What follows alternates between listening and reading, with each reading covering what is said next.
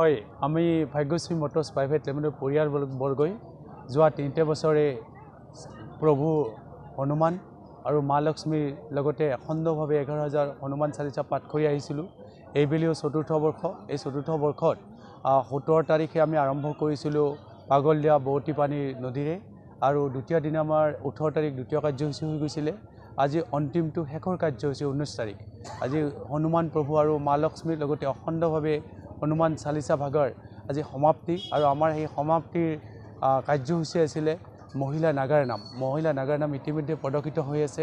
আমাৰ সেই খবৰ হ'লি অসমৰ বিভিন্ন প্ৰান্তৰ পৰা বিভিন্ন ৰাইজ আহি বিশেষকৈ নলবাৰীয়া ৰাইজসকল আহি আমাৰ ভাগ্যশ্ৰী মটৰ্ছ প্ৰাইভেট লিমিটেড পৰিয়ালবৰ্গক যি ধৰণে সহায় কৰিলে, যিধৰণে মৰম যাচিলে আৰু শ্ৰী প্ৰভু হনুমন্ত আৰু মা লক্ষ্মী শ্ৰীচৰণত সেৱা জনাই সকলো কৃতাৰ্থ হৈছে।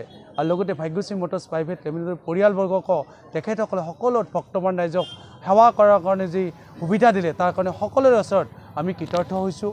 আৰু ভগৱন্ত প্ৰভু হনুমান প্ৰভু মা লক্ষ্মীয়ে সকলোৰে মংগল কৰক সেইটো আমি কামনা কৰিছোঁ আৰু সকলোকে সুমতি দিয়ক আমি সেইটো কামনা কৰিছোঁ। আৰু ভাগ্যশ্ৰী মটৰ্ছ প্ৰাইভেট লিমিটেডৰ পৰিয়ালবৰ্গক এতিয়া যি ধৰণে মৰম আশীৰ্বাদ দিয়াইছে ভৱিষ্যত দিনত এনেকুৱা ধৰণৰ মৰম আৰু আশীৰ্বাদ আমি আপোনালোকৰ জৰিয়তে বিচাৰিছোঁ আৰু পুনৰবাৰ সকলোকে আমি সেৱা জনাইছোঁ যে ভাগ্যশ্ৰী মটৰ্ছ প্ৰাইভেট লিমিটেডৰ পৰিয়ালক তেখেতসকলক বৰ্তমান ৰাইজক সেৱা কৰাৰ কাৰণে যি সুবিধা দিলে তাৰ কাৰণে আমি কৃতাৰ্থ হৈছোঁ আৰু ধন্যবাদ জনাইছোঁ, সেৱা জনাইছোঁ। ভৱিষ্যত দিনতো এই ধৰণৰ যাতে আমাৰ মৰম আৰু আশীৰ্বাদ অসমৰ ৰাইজে নলবাৰীয়া ৰাইজে দি থাকে।